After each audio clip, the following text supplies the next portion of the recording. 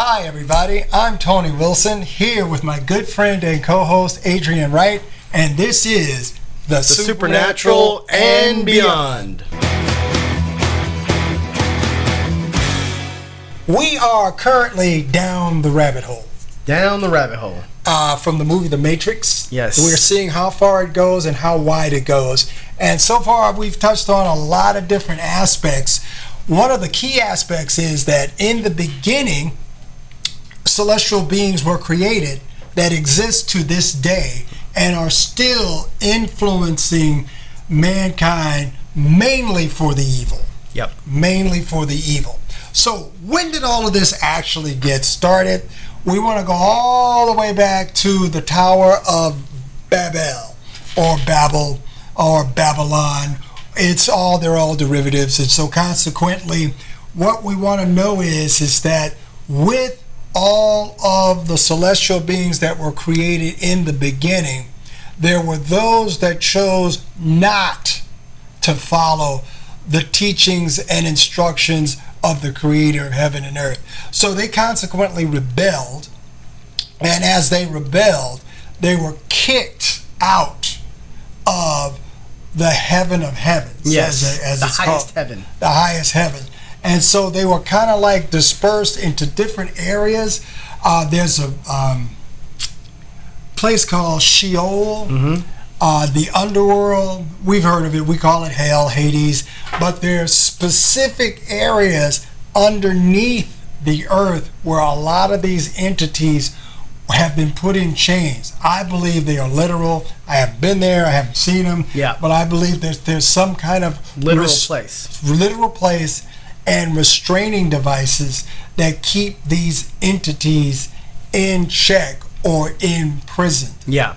Okay. And there's also the Abyss. The Abyss, Sheol, all that stuff. Yeah, there's a lot of different names for them because when we go back to the Tower of Babel, what we find out is that the people chose, once again, this is the human race, chose not to follow the teachings and instructions of Yahweh God Elohim. Yeah. So he said, okay, I'm done with you guys. Yeah. I'm done.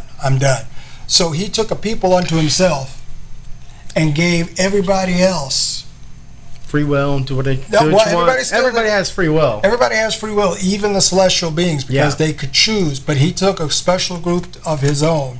The Israelites, the Israelis, the Jews, there's a lot of different names for them depending on where they are, and gave the rest of humanity and mankind over to these celestial beings that weren't held captive or in chains.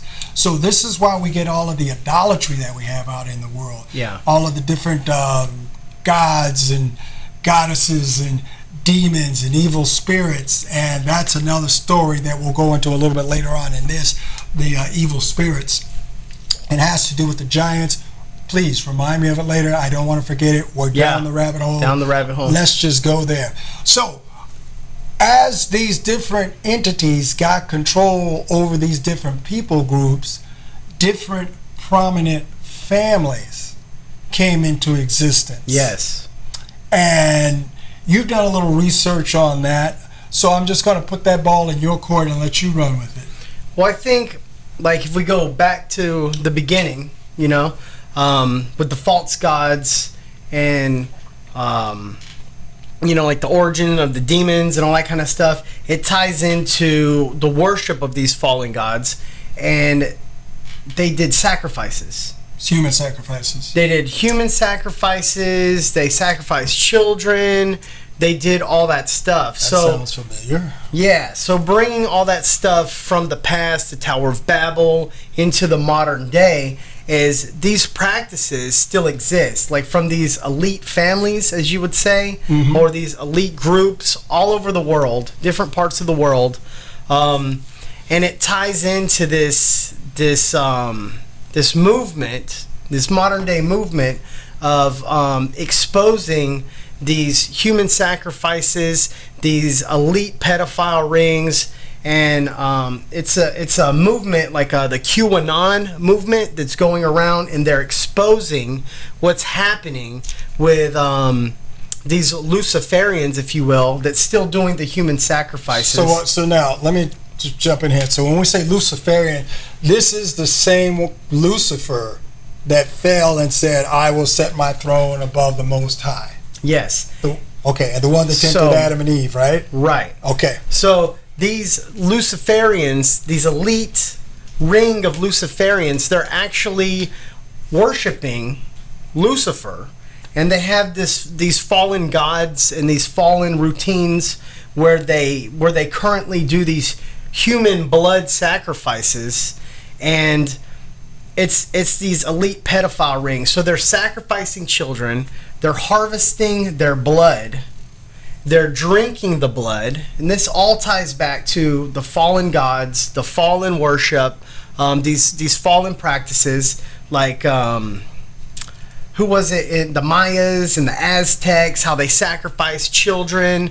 You go back to ancient Israel, and the people of those areas, before God gave the Israelites the land, they destroyed the giant race because they were killing humans, they were sacrificing humans. You know, the time of the floods, the giants were eating humans, and it was human sacrifice. It was bloody. But into the modern day, that practice still goes on. Really? And we look at it and we're like, no, this could not go on. But you talk about these kids that are missing. Did you know like 800,000 kids go missing a year in the world?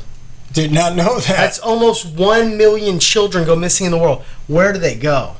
And then so there's this element that came out of nowhere called the QAnon movement, and they're exposing this elite pedophile ring.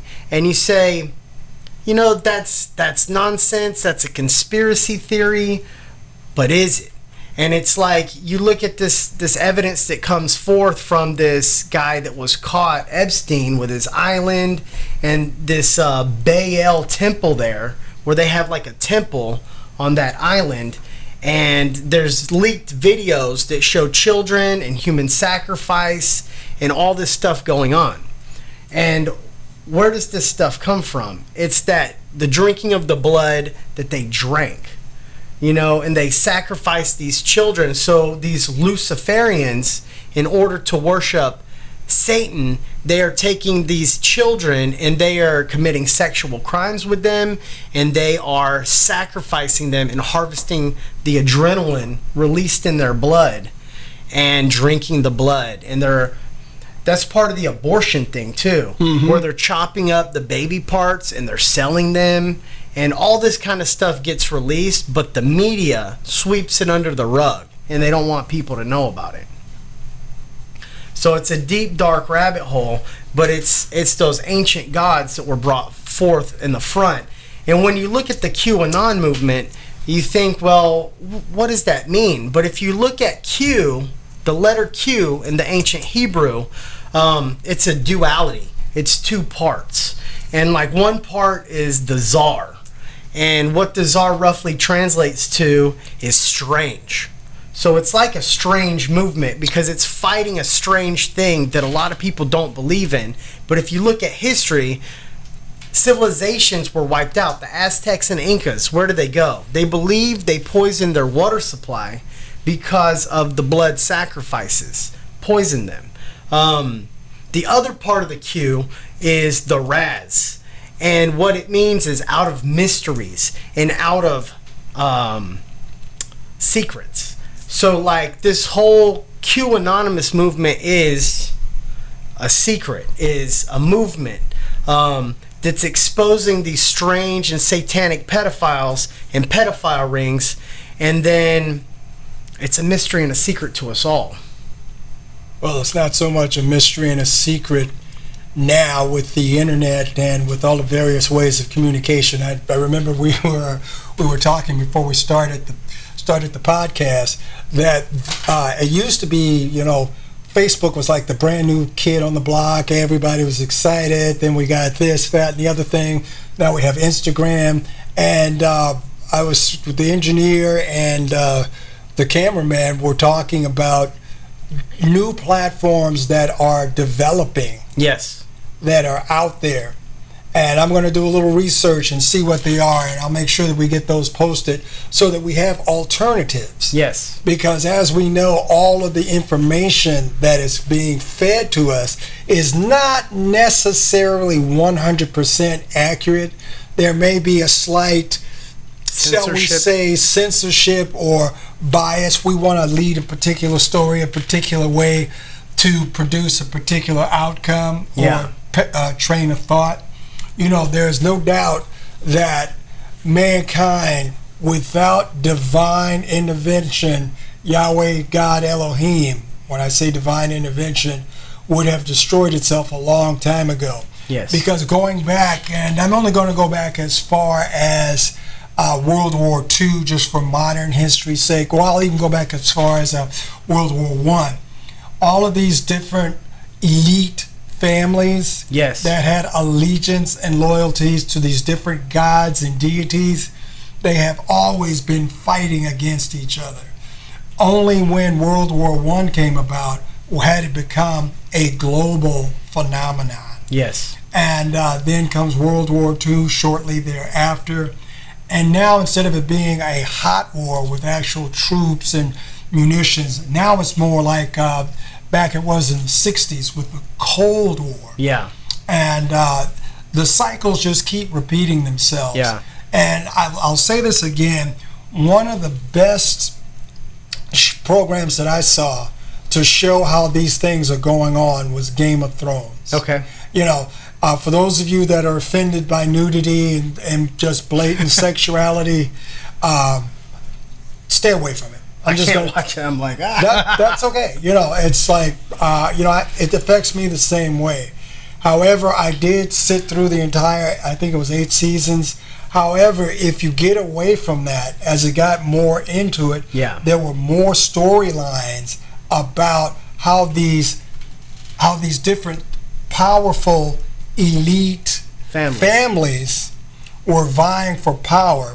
The Iron Throne, for those of you that have seen the series, that were trying to take over. Yeah. And so it's a real good modern day illustration. We here in the West, we don't understand kings and lords and serfs. Right. You know, because, you know, we've been based on freedom.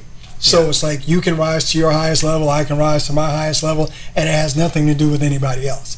You know. Well, part of the thing that you were talking about too with the Game of Thrones is I feel like that's a soft disclosure. Soft disclosure. We've talked about that. Yeah, we've talked about that. We've talked about disclosure in other episodes differently. But, like, that kind of movement that you said about the throne, they're kind of putting it out there. So when it happens and when it's all exposed, we're all kind of like, well, we knew about it. You know, like we were already kind of programmed to receive that information with the soft disclosure by watching the show.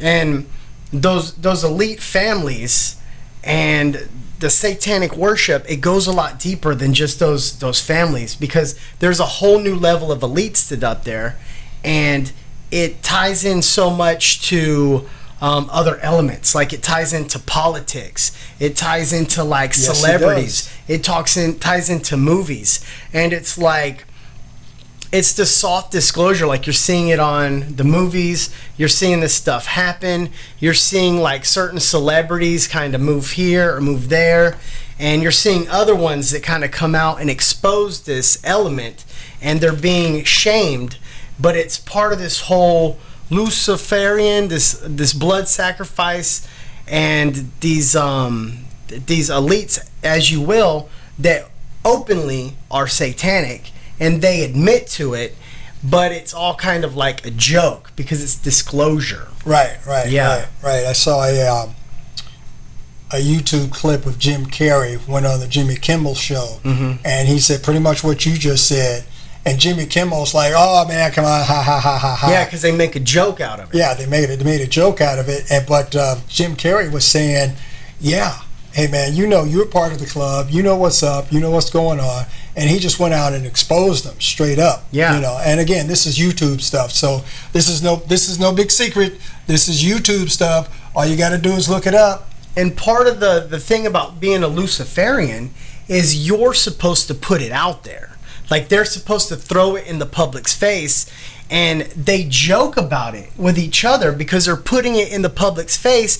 But a lot of the public, they worship the stars. Right. The celebrities, the stars, the fallen stars, right? And it's part of them joking about the masses, the sheep that worship them, and they put the information right in front of their face, and it's part of that whole thing with Lucifer's is right in front of your face, and they're laughing at you because you don't do anything about it. And that's one of the premises of the supernatural and beyond. We're going to go behind the veil. Yeah. You know, in the movie The Wizard of Oz, the curtain was parted and you saw the guy working the wheels and doing the thing and what it was not. You know, pay no attention to the man behind the screen, you know. Yeah. Well, this is what the supernatural and beyond is all about. There's coming a time when this information is going to be so confusing, yes, that if you don't have a moral compass, a bedrock of truth, if you can't see the light, and I'm talking about Yeshua HaMashiach, I'm talking about Jesus the Christ. Are religions wacky? Are they going wrong? Do people go astray? Yes, they do. But they're just people. Yes. However, the things that's been given to us from above are the things that are going to remain solid and true to the very end. Yes, and Yeshua HaMashiach is also referred to as the truth, the light, and the way. The way, the truth, and the light. And the light removes the darkness. The light overcomes the darkness and removes it. And then the Spirit of Jesus, Holy Spirit, Rokadesh, the breath of life, is also called the Spirit of truth. And he leads you to all truth, and that's the truth that never changes. And the fake news, the lies of the enemy, the deceiver, the liar, the father of lies is the enemy, the principality of the air. So thanks for joining us on this rabbit hole, on this deep rabbit hole of this series of the supernatural and beyond. Be sure to follow us on Facebook. Be sure to follow us on Instagram. And then be sure to like this video, leave your comment down below, and subscribe for more content. And we'll see you next time at the supernatural and beyond.